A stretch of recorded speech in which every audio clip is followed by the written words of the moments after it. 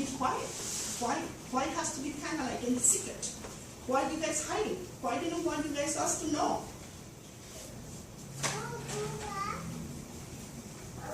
Thank you, Auntie. Thank you. Question there. My name is Tom Manjaco. Yeah, my question was on the archaeological monitors. Yes. Will you also have a Hawaiian cultural specialist accompany them, or is just going to be a professional archaeologist? Good point. The plan does include both cultural monitor and an archaeological monitor. No, it's a Hawaiian cultural specialist. We want to be specific. Okay. Yeah, because this language got lost in the past projects. Yeah, so for this one to be helpful to you folks, we want to make sure that there's an advisory group and then also counsel to the program. So with that, we need a cultural specialist to be on site to give that interpretation, because a lot of times the archaeologist, it gets lost in the process. Yeah. Good point. Yeah. Well, I appreciate it. Thank you. Excuse me? Yes, ma'am. And my last name is Caresma. I'm on the book. Cuaresma. How do you folks know what the artifacts are? How would you know, even if it only goes 6 feet down, or the initial drilling, how will you know what an artifact or what is important to the Hawaiian culture? Because you obviously don't. So how will you even know? For all you know, you could see what may look like rocks or pebbles that may come up, but it may be a type of artifact, or it may, God forbid, be EV. So how will you know, or how will your team know what they are digging up? And that's where the monitors, so using an archaeological monitor and a Hawaiian cultural specialist to be there watching the equipment, and then we are relying on their expertise. Or MDAs, we're contractors supporting MDAs, so MDAs relying on their expertise.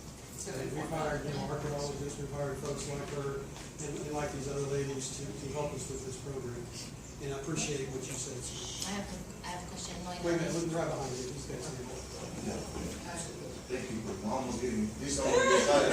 Sorry, bud. Go ahead. Yeah, my name is Dumont Raphael Darwin Connor. That sounds like a royal Hawaiian name. Actually, my father is Creole and my mother is pure Hawaiian. I am a native Hawaiian as defined by the Hawaiian Constitution. I'm 50% Kanaka. And I come from Tuli Valley Housing, but I live on a Kuli homestead. In June, the guys, the military came to Wahiawa High School to inform us of the expansion that they wanted to do up there. So as far as the Wahiawa coast is concerned, I live there. We have been notified. I have an email right here from these guys on July 13th, which was almost a month ago, informing us of the 2 meetings. One was last night in Wahiawa, and the other one is tonight. So as far as that information is concerned, we were notified. You know what I mean? So the information is out there. Number two, my mother is Catherine Emalika Manaole. The Manaole bloodline come from Kauai. We come from Hanalei and Anahola side. Our name wasn't always Manaole. Our name used to be Manaoli. Unfortunately for us, our bloodline, we're no more royalty. We're not royalty, we're not kings, but we serve the king. We serve the chief of Kauai. And the reason is because our bloodline on that side is Kahuna bloodline. See, me, the thing come down to my generation, it came down to me and my people about our bloodline and where we come from. I don't know if anybody in here know the name of that channel that's between Oahu and Hawaii. I can tell you the name because it was our bloodline that when they established that channel, the name for that. The reason for that is because they wanted to have a tie to that. And the name of the channel is called Ka'i'e Waho.